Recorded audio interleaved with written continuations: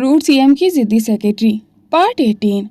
वर्तिका की आंखें खौफ से फटी की फटी रह गई थीं, लेकिन जैसे ही उसकी नाक से वरदान के महंगे परफ्यूम और उसकी चिरपरिचित मर्दाना खुशबू का एहसास टकराया, उसका शरीर ढीला पड़ गया था।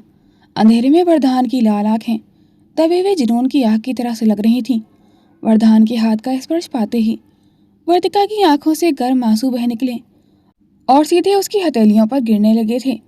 अंधेरे में भी वरदान को उन आंसुओं की तपन महसूस हो रही थी। उसका पूरा वजूद जैसे एक पल के लिए सुन पड़ गया था। उसने धीरे से वर्तिका के होठों से हाथ हटाया। कमरे में पसरी हल्की चांदनी में अब वह वर्तिका का चेहरा साफ देख पा रहा था। उसकी आंखें सूजी हुई थी, नाक लाल थी और गालों पर आंसुओं के सूखे निशान साफ बता रहे थे कि वह सोई नहीं थी, बल्कि घंटों से रो रही थी। वरदान के चेहरे पर हैरानी और गुस्सा एक साथ आ गया था। वर्तिका की लाल आंखों को देखकर लग रहा था जैसे किसी ने उसके सीने में एक खंजर घोंप दिया हो। उसका सारा गुस्सा, सारा अहंकार उस एक पल में जैसे बेकार हो गया था। Little rabbit. वरदान की आवाज़ हलक में ही फंस कर रह गई थी। वह भारी कदमों से बेड के किनारे बैठा और उसका हाथ कांपते हुए वर्तिका के गालों की तरफ बढ़ा। तुम रो रही हो, ये आंसू। वर्तिका ने झटके से अपना चेहरा दूसरी तरफ घुमा लिया, पर उसकी सिसकियां बहुत तेज हो गई थी। उसने चादर को अपने सीने से और कसकर भींच लिया। आपको क्या फर्क पड़ता है, लॉर्ड गवर्नर कहीं के? वर्तिका ने रुंधे हुए गले से बिना उसकी तरफ देखे कहा। उसकी आवाज़ में अब चहक नहीं, बल्कि एक गहरा दर्द था। आप तो हमें बीच सड़क पर छोड़कर चले गए थे ना, अपनी ईगो के लिए। तो अब क्यों आए हैं? जाइए, हमें आपसे कोई बात नहीं करनी है। वरदान को लगा जैसे उसकी सांसें फिर से रुकने लगी हैं। वह वर्तिका के करीब खिसका, इस बार बिना इजाज़त के। उसने उसकी ठुड्डी पकड़कर अपना चेहरा उसकी तरफ घुमा लिया था। उसकी लाल आंखों में देखते हुए वरदान ने बेहद धीमी और भारी आवाज़ में कहा, फ़र्क पड़ता है लिटिल रैबिट, बहुत फ़र्क पड़ता है। वर्तिका ने झटके से अपनी ठोड़ी उसके हाथ से छुड़ाई और बेड के दूसरे कोने की तरफ खिसक गई थी। उसके बिखरे हुए बाल और भीगी आंखें चांदनी में और भी मासूम लग रही थी, पर उन आंखों में इस वक्त सिर्फ और सिर्फ शिकायत थी। झूठ, सरासर झूठ बोल रहे हैं आप। वर्तिका ने अपने आंसू पोंछते हुए लगभग चिल्लाकर कहा, हालांकि उसकी आवाज़ सिसकियों की वजह से कांप रही थी। फ़र्क पड़ता तो आप हमें सड़क पर छोड़कर नहीं जाते। आपको अंदाज़ा भी है कि हमें कितनी चिंता हो रही थी। हमें लगा आप गुस्से में होंगे, इधर उधर बैल की तरह सींग मार रहे होंगे। और कहीं फिर से बोलते बोलते वो अचानक रुक गई थी। उसके दिमाग में सुलोचना जी का वह चेहरा और उनकी दी हुई कसम बिजली की तरह कौंध गई थी। वरदान के उस काले अतीत के बारे में उसे कभी नहीं कहना। उसने अपनी जुबान दांतों तले दबा ली थी। उसकी धड़कनें और तेज हो गई थी। वरदान ने अपनी भौहें सिकोड़ी और उसकी आंखों में गहराई से झांकते हुए पूछा, फिर से क्या वर्तिका, क्या कहना चाहती हो तुम? वर्तिका ने घबराकर अपनी नजरें चुरा ली थीं। वह नहीं चाहती थी कि वरदान को जरा सा भी शक हो कि उसे उसके पुराने जख्मों के बारे में पता है। उसने फौरन बात पलटी और अपना तकिया सीने से सटाते हुए मुंह फुला लिया था। जाइए जाइए यहाँ से, हमें कुछ नहीं कहना और ना ही हमें आपसे कोई बात करनी है। उसने चिढ़कर अपना चेहरा दूसरी तरफ घुमा लिया था। वरदान की रगों में दौड़ता खून जैसे उबलने लगा था। उसे आदत नहीं थी कि कोई उसकी बात को अनसुनी करे, और यहाँ तो उसकी अपनी लिटिल रैबिट उसे मुंह मोड़कर बैठी थी। उसकी मुट्ठियां बिस्तर की चादर पर इतनी जोर से भिज गईं कि वो हल्के से फट गई थी। वरदान ने गहरी थरथराती हुई सांस ली। वर्तिका की ये बेरुखी उसके दिल में किसी जहरीले नश्तर की तरह चुभ रही थी। उसे अपनी आवाज़ को जितना हो सके उतना स्थिर रखने की कोशिश की, पर उसमें मौजूद सख्ती और अधिकार साफ झलक रहा था। वर्तिका, मेरी तरफ देखो, वरदान ने भारी और गहरी आवाज में कहा। वह आदेश था, गुहार नहीं। वर्तिका ने तकिए को और जोर से अपने सीने से चिपका लिया और अपनी गर्दन को और भी दूसरी तरफ पकड़ा लिया। नहीं देखेंगे, कतई नहीं देखेंगे। और आप होते कौन है हमें हुक्म देने वाले? जाइए यहाँ से, अपने शांति वाटिका जाइए। वर्तिका, मैंने कहा मेरी बात सुनिए। वरदान की आवाज़ इस बार गुस्से से भरी थी। वह घुटनों के बल बेड पर आगे बढ़ा और एक झटके में वर्तिका के कंधे को पकड़कर अपनी तरफ घुमाया। वर्तिका की नाइट शर्ट का कॉलर थोड़ा सा खिसक गया था, पर वरदान का ध्यान उसकी आंखों में था। हमने कहा ना हम गुस्सा हैं। वर्तिका ने उसकी पकड़ से छूटने की नाकाम कोशिश करते हुए कहा।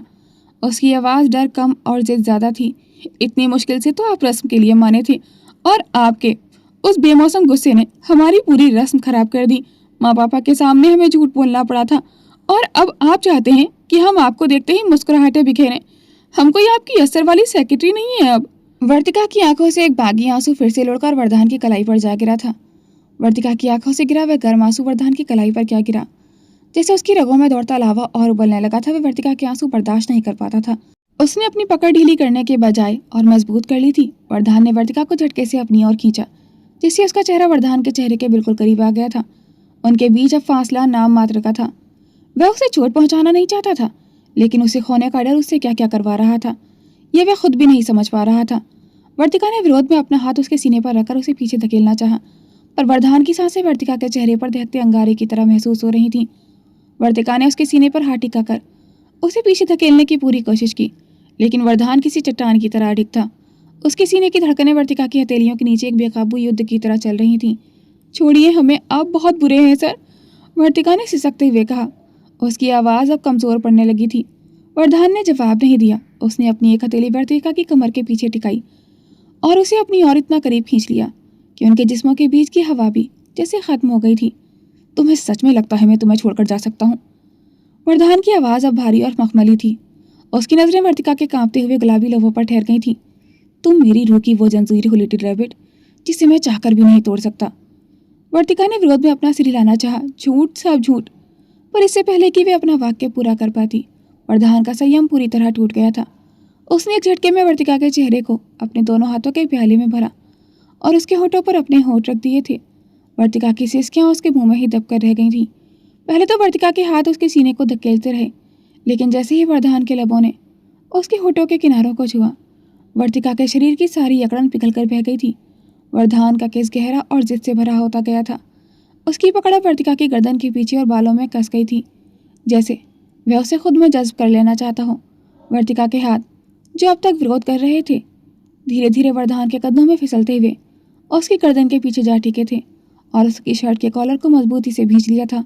कमरे की खामोशी में अब सिर्फ उनकी उखड़ती सांसों और उस जुनूनी मिलाप की आवाज़ें थीं। वरदान ने उसे बिस्तर पर पीछे की ओर सरकाया। उसका वजन अब पूरी तरह वर्तिका पर था और उसकी बाहें उसे टूटने से बचाए हुए थीं। चांदनी की हल्की रोशनी में उनका यह मिलन किसी चलते हुए ख्वाब जैसा लग रहा था, जहाँ सारा गुस्सा और सारी शिकायतें उसे गहरे मदहोश कर देने वाले एहसास में राख हो रही थीं। कुछ देर बाद वरदान जैसे ही अचानक खुद को संभालते हुए उससे दूर हुआ। उसकी सांसें अभी भी बेकाबू थीं, आंखों में वही जुनून और वही बेचैनी तैर रही थी। वर्तिका कुछ पल तक वही जड़ होकर उसे देखती रही। उसके होंठ कांप रहे थे, सांसें अभी तक संभली नहीं थीं, लेकिन अगले ही पल उसकी आंखों में फिर से गुस्सा छा गया था। उसने झटके से खुद को उससे अलग किया। अपने बिखरे बालों को संभालते हुए गुस्से में बोली, इतनी रात को आप हमें किस करने आए थे? उसकी आवाज़ में कंपन था, पर हर शब्द तीर की तरह सीधे वरदान के सीने पर लगा था। वरदान कुछ नहीं बोला। वह बस झुककर उसे इतनी शिद्दत से देख रहा था जैसे ये यकीन कर रहा हो कि वह वाकई उसके सामने है। कमरे में छाई चांदनी में वर्तिका ने गौर किया कि वरदान की आंखों में वह पहले वाला गुस्सा नहीं था, बल्कि एक अजीब सी बेबसी और थकावट थी। उसकी शर्ट के बटन खुले थे और बाल बिखरे हुए थे, जैसे वह किसी बहुत बड़े मानसिक युद्ध से लड़कर आ रहा हो। सांस नहीं आ रही थी मुझे तुम्हें देखे बिना, जैसे किसी ने मेरी पूरी दुनिया छीन ली हो, वरदान ने बहुत धीमी और भारी आवाज में कहा। वरदान की बात सुनकर वर्तिका का गुस्सा अब धीरे धीरे पिघलकर एक अजीब सी बेचैनी में बदलने लगा था। वह उसके बेकाबू जुनून को देख उसकी पकड़ में खुद को पूरी तरह बेबस महसूस कर रही थी। हमें डर लग रहा है, वर्तिका ने बहुत धीमी आवाज में कहा। उसकी आंखें वरदान के चेहरे पर टिक गई थीं। डरना भी चाहिए, वरदान ने उसकी आंखों में गहरे उतरते हुए कहा। अब अगर तुम्हारे लफ्जों में फिर किसी का जिक्र आया ना, तो याद रखना मैं बर्दाश्त नहीं करूंगा, क्योंकि तुम्हें किसी और के साथ सोचने का ख्याल ही मुझे अंदर से तोड़ देता है।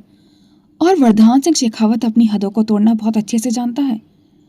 कमरे में कुछ पल के लिए सिर्फ उनकी सांसों की आवाज़ रह गई थी, जैसे दोनों अपनी अपनी जंग लड़ते लड़ते थक चुके हों। और तभी वर्तिका उसकी बात सुनकर कुछ कहने ही वाली थी कि वर्तु बेटा, तू जाग रही है क्या? प्रभा जी की आवाज़ दरवाजे के बिल्कुल करीब से आई थी। अचानक उनकी आवाज़ सुनकर वर्तिका के तेजे से प्राण निकल गए थे। उसके हाथ पांव ठंडे पड़ गए थे। उसे याद आया कि शाम को जब वरदान उसे बीच सड़क पर छोड़कर गया था, तो मम्मी ने उसका रोता हुआ चेहरा देख लिया था। वह ज़रूर उसे समझाने आ रही होंगी। मम्मी, वर्तिका की आवाज़ हलक में ही दब गई थी। उसने खौफ से वरदान की ओर देखा, जो अभी बड़े आराम से उसके करीब झुका हुआ था। वह बस वर्तिका की आंखों में खोया हुआ था। उसे रत्ती भर परवाह नहीं थी कि बाहर कौन है। पर वर्तिका ने एक पल भी बर्बाद नहीं किया। अपना सारा गुस्सा, अपनी सारी शिकायतें, अपने सारे आंसू, सब कुछ जैसे एक पल में जादू की तरह गायब हो गए थे। उसकी आंखों में अब सिर्फ और सिर्फ छिपने की बेताबी थी। वो नहीं चाहती थी कि उसकी मम्मी वरदान को ऐसे गुलाबी होठों के साथ देखें। उसने झटके से अपने तकिए को सीने से हटाया और वरदान के कंधों को अपनी पूरी ताकत से पकड़कर उसे नीचे की तरफ धकेलने लगी थी। एक शब्द नहीं बोलिएगा, वर्तिका ने फुसफुसाते हुए अपनी उंगली उसके होठों पर रखकर वरदान को चुप रहने का इशारा किया। अगर उन्होंने आपको यहाँ देख लिया तो अनर्थ हो जाएगा। सर, आपको छुपना पड़ेगा। वरदान जो अभी अभी किसकी खुमारी में था, उसे इस तरह घबराते देख पूरी तरह हैरान रह गया था। छुपना? वर्तिका, मैं तुम्हारा पति भी। मैं क्यों?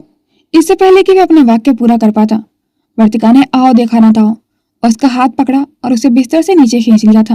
मैं पागलों की तरह इधर उधर कमरे में नजरें दौड़ाने लगी थी। कहाँ छुपाऊं, कहाँ छुपाऊं?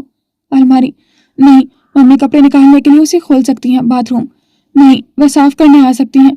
बाहर से फिर से आवाज आई, पर तू दरवाजा खोल, मैं तेरे लिए नींबू पानी लाई हूँ। वर्तिका की घबराहट चरम पर पहुंच गई थी। Oh no! उसने बिना कुछ सोचे वरदान को नीचे झुकाया और खुद भी उसके साथ बैठ के नीचे घुसने लगी थी। वरदान, जिसका डील डॉल काफी चौड़ा था, इस स्थिति पर विश्वास नहीं कर पा रहा था। रियासत का सबसे ताकतवर शख्स आज अपनी ही पत्नी के डर के मारे बैठ के नीचे दुपक रहा है। वर्तिका, ये पागलपन है। वरदान ने दबी आवाज में विरोध किया, लेकिन वर्तिका ने उसके मुंह पर अपनी हथेली रख दी और इशारे से उसे चुप रहने को कहा। दोनों उस तंग जगह में एक दूसरे के बेहद करीब थे, जहां धूल की हल्की महक वर्तिका की तेज चलती सांसें सन्नाटे को भर रही थी। इतनी छोटी जगह में समाये हुए शायद पहली बार उसे अपनी पावर बेकार लग रही थी। तभी कमरे का दरवाजा खुला और प्रभाजी अंदर दाखिल हुई। उन्होंने चारों तरफ देखा, लेकिन उन्हें कोई नजर नहीं आया था। बेड के नीचे का नजारा कुछ और ही था। वरदान, पूर्व मुख्यमंत्री, अपनी लंबी चौड़ी कदकाठी को समेटे हुए बेड के नीचे सिकुड़कर बैठा था। उसकी सांसें तेज चल रही थी और माथे पर पसीने की बूंदें झलक रही थी। सर, सांस भी धीरे लीजिए, आवाज आ गई ना तो हम दोनों गए काम से। उसने फुसफुसाते हुए उसकी शर्ट और कसकर पकड़ ली थी। वर्तिका ने जल्दी से बेड की चादर को नीचे तक लटका दिया ताकि वो पूरी तरह छिप जाए। वरदान ने भी अपनी पकड़ मजबूत की और वर्तिका को अपनी ओर खींच लिया और उसकी नाक पकड़ते हुए वरदान ने धीमे से फुसफुसाया, तो यही है तुम्हारा रॉयल ट्रीटमेंट, लिटिल रैबिट। चुप रहिए, अभी रोमांटिक होने का टाइम नहीं है। वर्तिका ने जल्दी जल्दी उसके होठों से लिपस्टिक साफ करते हुए कहा। वही प्रभाजी उसे आवाज लगा रही थी, वर्तू कहाँ गई ये लड़की? प्रभाजी कमरे में चारों तरफ देख रही थी। अभी तो बत्तियां जल रही थी। बेड के नीचे वर्तिका की नाक वरदान की नाक से टकरा रही थी। अंधेरे में वरदान की आंखें अंगारों की तरह दहक रही थी। उसे गुस्सा आ रहा था कि उसे इस तरह छिपना पड़ रहा है, लेकिन वर्तिका की घबराहट देखकर उसने उसे अपनी बाहों में और भी कस लिया था। अगर किसी ने उसे इस तरह अजीब कुछ करने को कहा होता तो शायद वो किसी को जिंदा नहीं छोड़ता, लेकिन इस वक्त वो खुद अपनी ही हालत पर हैरान था। वर्तिका ने अपनी आंखें बंद कर ली थी। वरदान की गर्म सांसें उसके माथे पर पड़ रही थी। बाहर प्रभाजी बेड के पास रुकी। उन्होंने ग्लास में इस पर रखा और बोली, अरे ये लड़की कहाँ चली गई? प्रभाजी कुछ कदम बेड के करीब आई, जैसे उन्हें किसी की मौजूदगी का एहसास हुआ हो। उन्होंने सोचा और झुककर देखने लगी कि किस चीज की आवाज है। प्रभाजी झुककर बेड के नीचे देखने ही वाली थी कि तभी बाहर आंगन में अचानक गाड़ियों के ब्रेक लगने की तेज आवाज गूंजी थी। साथ ही भारी जूतों की एक साथ पड़ती धमक ने जैसे रात के सन्नाटे को चीर दिया था। बेड के नीचे दबी सांसों और धड़कते दिलों के बीच बाहर का सन्नाटा अचानक चीख पुकार में बदल गया था। घर के बाहर कुछ कर्कश आवाजें गूंजने लगी थी, जैसे कई लोग एक साथ बहस कर रहे हों। बाहर मचे शोर को सुनकर प्रभाजी ठिठक गई थी। खोलिए, दरवाजा खोलिए, वरना हमें तोड़ना पड़ेगा। भारी जूतों की धमक और कर्कश आवाजों ने पूरे घर की शांति को चीर दिया था। प्रभाजी घबराकर बाहर की ओर भागी। बेड के नीचे वर्तिका ने वरदान का हाथ डर के मारे और जोर से खींच लिया था। वरदान की आंखों में एक पल के लिए वह नशा गायब हो गया और उसकी जगह ठंडी हिंसक सतर्कता ने ले ली थी। वे झटके में बेड के नीचे से बाहर निकला और वर्तिका को सहारा देकर ऊपर खींचा। सर, ये क्या हो रहा है? वर्तिका की आवाज कांप रही थी। वरदान ने कुछ नहीं कहा। उसने फुर्ती से अपने बटन बंद किए और कमरे का दरवाजा खोलकर बाहर की ओर निकल गया था। जैसे ही वह हॉल की रेलिंग के पास पहुंचा, नीचे का नजारा देखकर उसके जबड़े भिज गए थे। नीचे हॉल में कम से कम 10-12 अधिकारी नीली जैकेट पहने घर के कोने कोने को खंगाल रहे थे। इंप्रेस जी बीच हॉल में खड़े थे। उनके चेहरे पर अपमान और हैरानी साफ थी। क्या मतलब है आपका? हम एक प्रतिष्ठित परिवार हैं, आप बिना वारंट के इस तरह? इंप्रेस जी की आवाज में रोष था। इन्वेस्टिगेशन वारंट है हमारे पास मिस्टर इंप्रेस, हमें टिप मिली है। एक अधिकारी ने रूखेपन से कागज उनके चेहरे के पास लहराया। हमें पुख्ता जानकारी मिली है कि आपने रिश्वत लेकर पूर्व मुख्यमंत्री प्रधान सिंह शेखावत की अवैध नकदी यहाँ छिपाई है, काला धन छुपाया है। इंप्रेस जी, जो अपनी पूरी जिंदगी उसूलों पर चले थे, उनका चेहरा शर्म और सदमे से पीला पड़ चुका था। ऐसा कुछ भी नहीं है। उन्होंने अधिकारी की आंखों में आंखें डालकर बहुत ही बुलंद और साफ आवाज में कहा, शायद आपको जानकारी देने वाले ने गलत पता दे दिया है। पूर्व मुख्यमंत्री वरदान सिंह शेखावत ने आज से पहले मेरे घर की दहलीज पर कभी कदम तक नहीं रखा। जिस इंसान का साया तक इस घर पर नहीं पड़ा, उसके दस्तावेज और नकदी यहाँ होना तो दूर की बात है। इंद्रप्रस्थ जी की ये बात सुनकर रेलिंग पर खड़े वरदान के सीने में एक टीसी उठ गई थी। वह जानता था कि उसके ससुर ये बात उसे नीचे दिखाने के लिए नहीं बल्कि अपनी बेगुनाही साबित करने के लिए कह रहे थे। लेकिन सच तो यही था, वरदान ने उन्हें कभी वह सम्मान दिया ही नहीं था कि वे गर्व से उसे अपना दामाद कह सकें। ओह, तो आप कह रहे हैं कि वरदान शेखावत का यहाँ कुछ भी नहीं है? अधिकारी ने एक कुटिल मुस्कान के साथ पूछा और इशारे से अपने आदमी को स्टोर रूम की तरफ भेजा। कुछ भी नहीं, इंद्रप्रस्थ जी ने दृढ़ता से कहा। मेरा घर किताबों और ईमानदारी की कमाई से चलता है, किसी राजनीतिक बेनामी संपत्ति से नहीं। तभी स्टोर रूम से एक अधिकारी बाहर आया। उसके हाथ में धूल से सना एक पुराना सूटकेस था। उसने झटके से उसे बीच हॉल में पटका। एक पल के लिए जैसे वक्त ठहर गया था। सूटकेस खुलते ही उसमें नोटों की गड्डियां और सोने के बिस्किट बाहर गिर गए थे। पूरे हॉल में मौत जैसा सन्नाटा छा गया था। इंद्रप्रस्थ जी की आवाज उनके गले में ही फंस गई थी। उनकी आंखें फटी की फटी रह गई थी। ये झूठ है, ये मेरा नहीं है, किसी ने इसे यहाँ रखा है। सबूत झूठ नहीं बोलते इंद्रप्रस्थ जी, अधिकारी ने तिरस्कार से कहा। अभी तो आप कह रहे थे कि शेखावत साहब ने यहाँ कदम भी नहीं रखा, फिर उनके ये निजी पेपर्स आपके स्टोर रूम में क्या कर रहे हैं? इसका मतलब आप हमें गुमराह कर रहे थे। प्रधान अब और खुद को नहीं रोक पाया था। वह तेजी से सीढ़ियां उतरकर नीचे आया। इन्हें छोड़ दो, जो बात करनी है मुझसे करो। अधिकारी ने पलटकर प्रधान को देखा। उसकी आंखों में वह डर नहीं था जो सचिवालय में होता था। मिस्टर शेखावत, आप अब सत्ता में नहीं हैं और कानून की नजरों में ये सबूत इशारा कर रहे हैं कि आपने अपनी अवैध कमाई को छिपाने के लिए अपने ससुर के घर का इस्तेमाल किया है। प्रधान ने उस सूटकेस को देखा। उसे समझने में पल भर नहीं लगा था कि इसके पीछे सत्य प्रकाश है। उसने गुस्से से मोतियां भींच ली थी। वर्तिका, जो कुछ देर पहले तक कमरे में थी, बाहर आई। पापा, उसने इस वक्त येलो कलर की कुर्ती और जींस पहनी थी। वर्तिका भागते हुए नीचे आई और इंद्रप्रस्थ जी का हाथ थाम लिया था, जो अब सदमे से कांप रहे थे। ये सब झूठ है, मेरे पापा ने कभी किसी का एक पैसा नहीं लिया। चलिए इंद्रप्रस्थ जी, यूनिट चलकर तसल्ली से बात करेंगे। अधिकारी ने उन्हें बाहर से पकड़कर खींचने की कोशिश की। ऑफिसर की यह हरकत देखकर वरदान का खून खौल उठा था। वह बस उस अधिकारी का गला घोट देना चाहता था, लेकिन जैसे ही उसने एक कदम बढ़ाया, उसने देखा कि बाहर मीडिया की गाड़ियां खड़ी थी और कैमरों की लाइटें सीधे घर के अंदर झांक रही थी। ये वरदान के लिए सबसे बड़ा झटका था।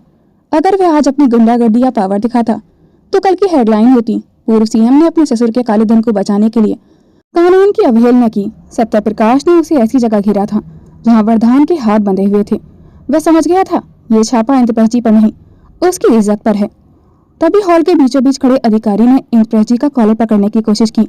चलिए हमारे साथ, यूनिट में सब याद आ जाएगा, हाथ हटाओ। प्रधान की आवाज में व्यवधार थी जिसने एक पल के लिए सबको सुन कर दिया था।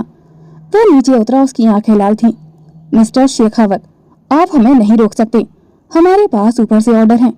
अधिकारी ने ठंडे लहजे में कहा। किसका ऑर्डर? प्रधान ने उसके करीब जाकर फुसफुसाते हुए कहा। उसकी आवाज में खौफनाक गुस्सा था जिसे देखकर अधिकारी के माथे पर पसीना छलक आया था। प्रधान को देखकर इंद्रप्रस्थ जी और प्रभाजी दोनों हैरान थे, पर हालात ऐसे थे कि वे अपने दामाद का स्वागत भी नहीं कर पा रहे थे।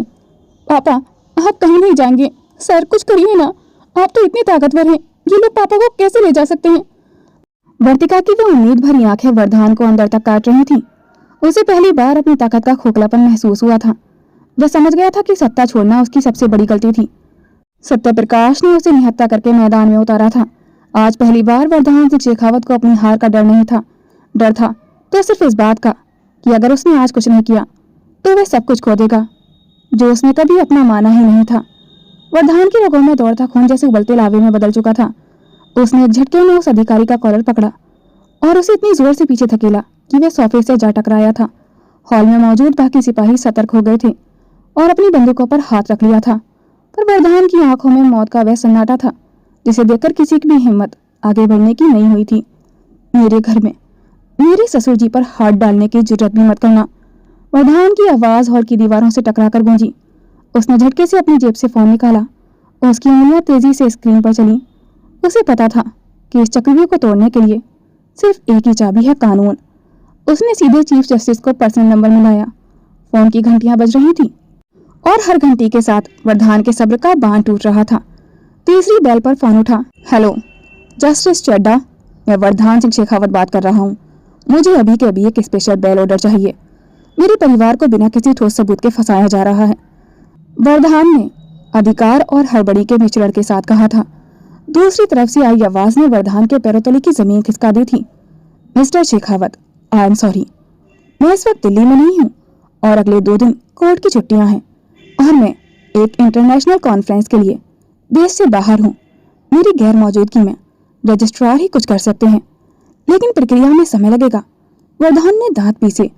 फोन की स्क्रीन पर उसकी पकड़ इतनी सख्त थी कि कांच चटकने की आवाज आई। कितने? कम से कम 48 घंटे। उससे पहले कुछ भी मुमकिन नहीं है। लाइन कट गई थी। वर्धान ने फोन नीचे किया। उसका हाथ कांप रहा था, डर से नहीं बल्कि उस बेबसी से जो उसे अंदर ही अंदर जला रही थी। उसे समझ आ गया कि सत्यप्रकाश ने सिर्फ छापा नहीं मरवाया था, बल्कि उसने कैलेंडर देखकर वार किया था। 2 दिन की छुट्टियां, चीफ जस्टिस का बाहर होना, सब कुछ एक सोची समझी विषाद का हिस्सा था। वही अधिकारी जो अभी सोफे से टकराया था अपनी वर्दी ठीक करते हुए खड़ा हुआ।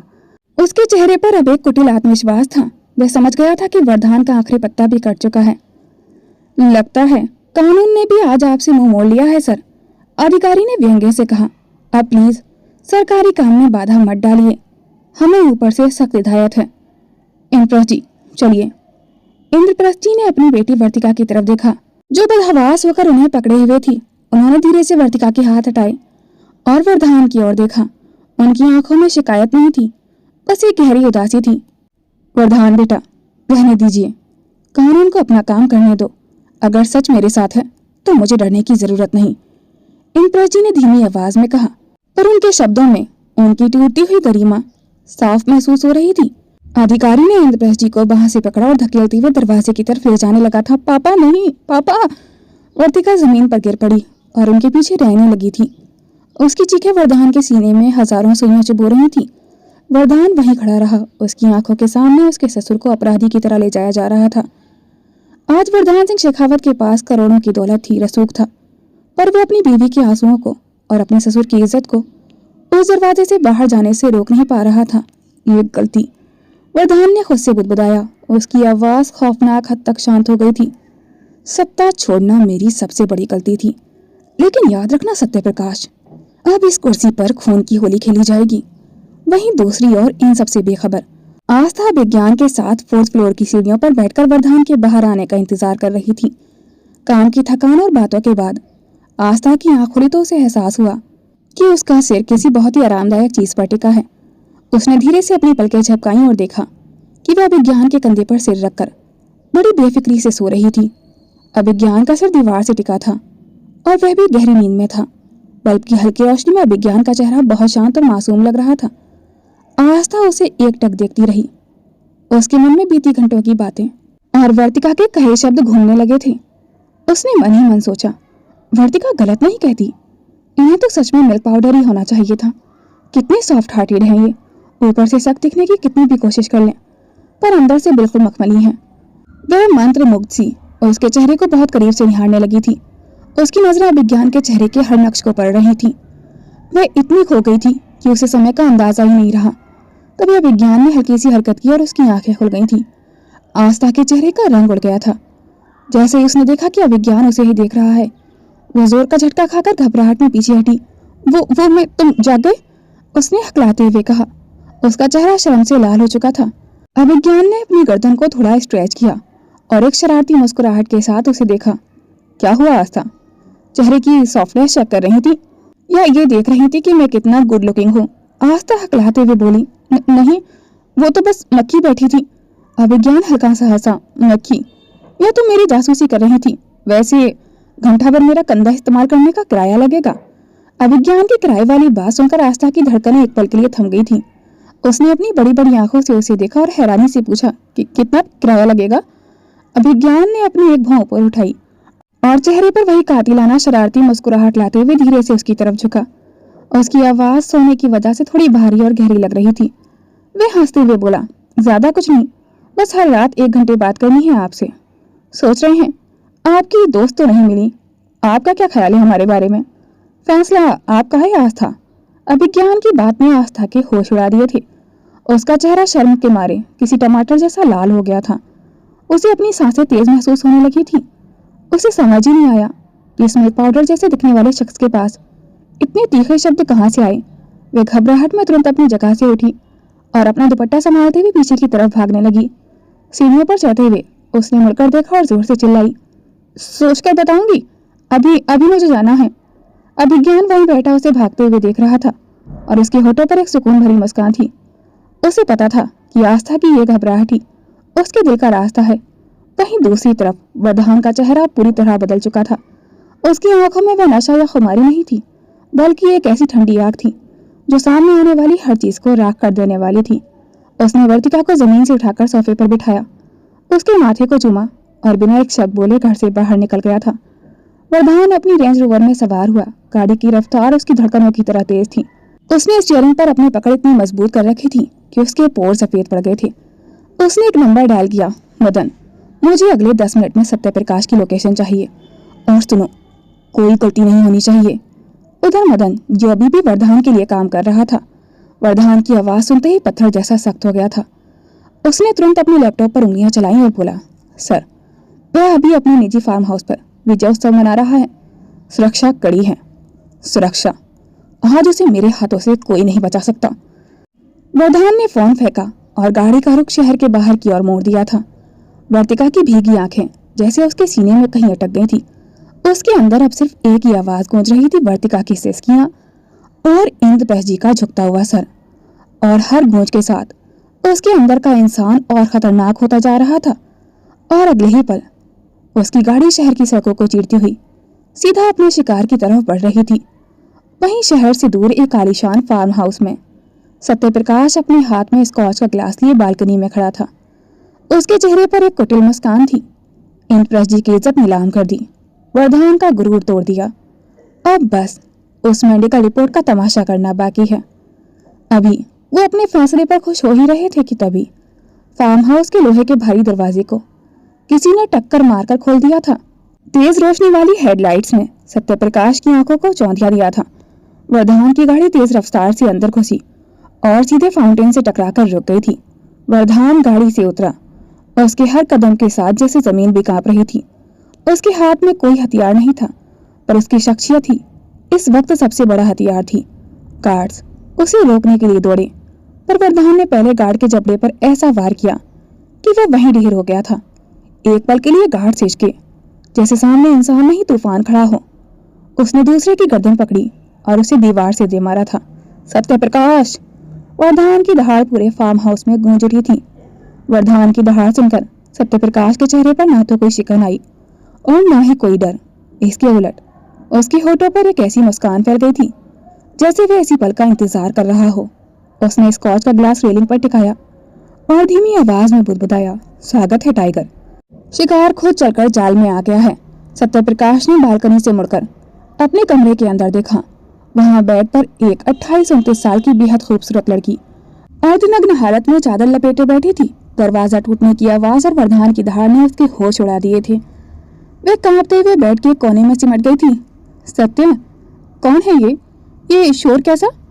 बाहर क्या हो रहा है? उस लड़की ने घबराते हुए पूछा। उसकी आवाज में दहशत साफ झलक रही थी। सत्यप्रकाश ने अपनी जलती हुई सिगार को एस्ट्रे में बहुत ही इत्मीनान से बुझाया। उसने अपनी सिल्क की ड्रेसिंग गाउन की बेल्ट को थोड़ा और कसा और उस लड़की की तरफ एक ठंडी बेजान नजर डाली।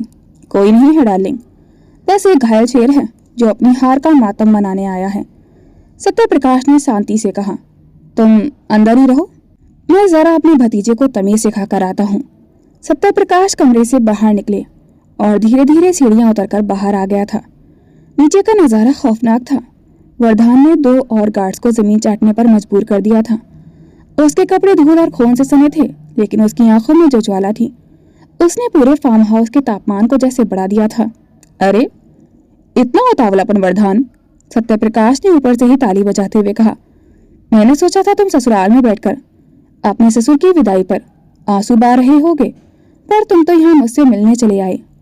वर्धान ने सत्यप्रकाश के शब्दों को हवा में ही दबोच लिया था। जैसे ही सत्यप्रकाश सीढ़ियां उतरकर लॉन में पहुंचा, वर्धान ने अपनी रफ्तार और ताकत का ऐसा मुजाहिरा किया कि वहां खड़े गार्ड्स को पलक झपकाने का मौका तक नहीं मिला था। वर्धान ने एक झटके में सत्यप्रकाश का सिल्क गाउन का कॉलर अपनी मुट्ठी में भींचा और उसे किसी मामूली कचरे की तरह घसीटते हुए अपनी रेंज रोवर की बोनट की तरफ ले गया था। सत्यप्रकाश के हाथ से स्कॉच का ग्लास छूटकर जमीन पर चकनाचूर हो गया था, ठीक वैसे ही जैसे इस वक्त उसका अहंकार टूटने वाला था। आंसू? वर्धान की आवाज किसी ठंडे खंजर की तरह सत्यप्रकाश के कानों में उतरी थी। मेरी बीवी की आंखों में जो नमी आई है उसकी कीमत तुम्हारी ये पूरी सल्तनत भी नहीं चुका पाएगी। इससे पहले कि सत्यप्रकाश कुछ कह पाता, प्रधान ने अपनी पूरी ताकत लगाकर उसका सिर गाड़ी के तपते हुए लोहे के बोनट पर दे मारा था। फार्म हाउस की शांत रात में वह आवाज किसी धमाके जैसी गूंजी थी। गाड़ी का अलार्म चीख उठा था, पर वरदान की पकड़ ढीली नहीं हुई। सत्यप्रकाश की चीख उसके हलक में ही दबकर रह गई थी। उसकी नाक से खून की एक लकीर निकलकर बोनट के सफेद रंग पर फैलने लगी थी। कार्ड्स ने अपनी बंदूकें तानी, पर वरदान ने सत्यप्रकाश का चेहरा बोनट पर और जोर से दबाते हुए पीछे मुड़कर देखा। उसकी आंखें इस वक्त शैतानी चमक से भरी थीं। चलाओ गोली, वरदान दहाड़ा।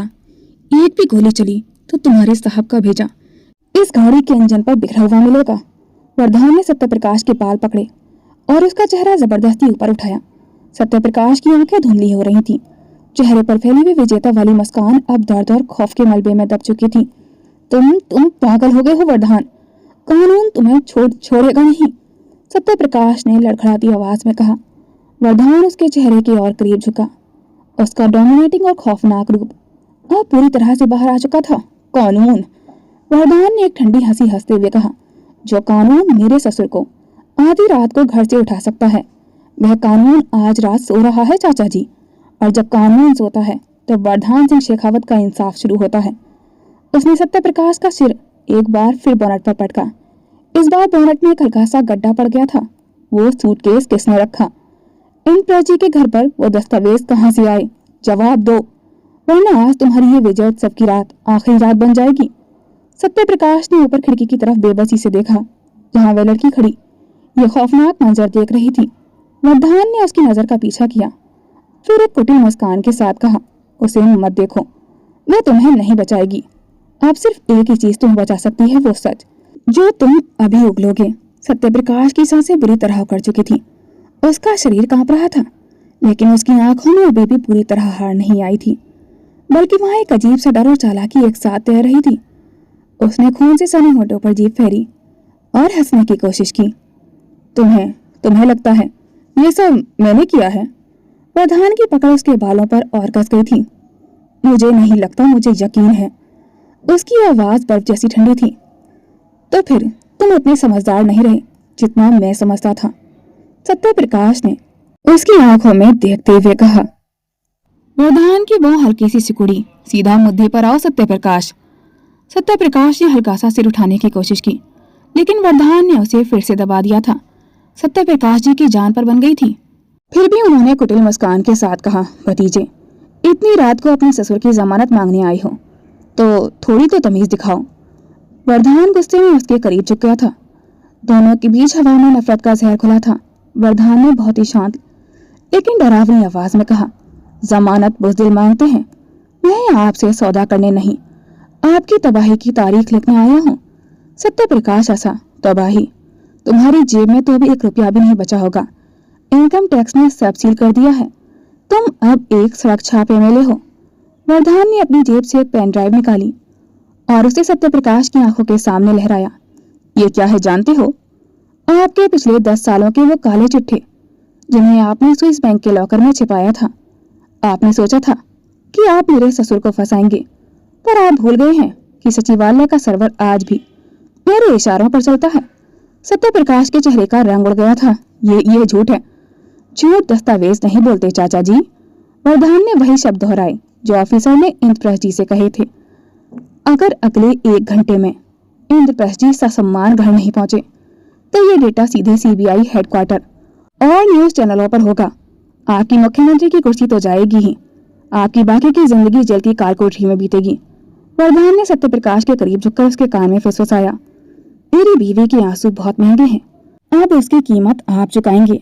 वरदान के इस शब्दों ने सत्यप्रकाश के भीतर जैसे बम फोड़ दिया था। उसके चेहरे पर जो थोड़ी बहुत चालाकी बची थी वह अब शुद्ध दहशत में बदल चुकी थी। स्विस बैंक के जिक्र आते ही उसके गले में जैसे शब्द ही सूखे थे। वह जानता था कि वरदान जब डेटा की बात करता है तो वह हवा में तीर नहीं मारता। सत्यप्रकाश ने अपनी आंखें बंद की और फिर एक जोरदार ठाका लगाने की कोशिश की। हालांकि उसकी आवाज में अब कपकपी साफ थी। Swiss bank. उसने थूक निकला और वरदान की ओर देखा। तुम सच में पागल हो गए हो? तुम्हें लगता है कि एक पेन ड्राइव के दम पर तुम मुझे मेरी ही सल्तनत से बेदखल कर दोगे? वरदान ने पेन ड्राइव को उसकी आंखों के बिल्कुल करीब लाकर उसे और भी कसकर दबाया। ये सल्तनत अब कागज के महल की तरह ढहने वाली है चाचा जी।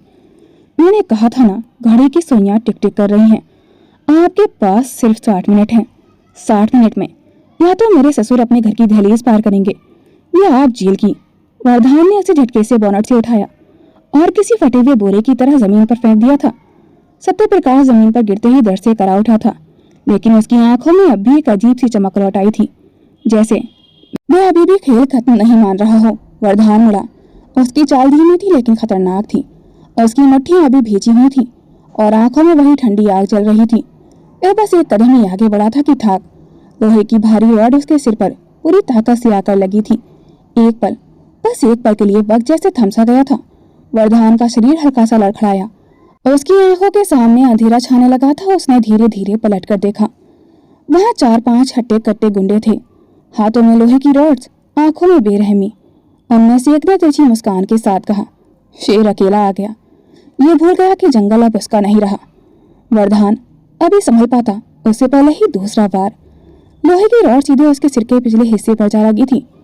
खून की गर्म धारा उसके सर से बह निकली थी। वहीं दूसरी तरफ घर का माहौल मातम जैसा था।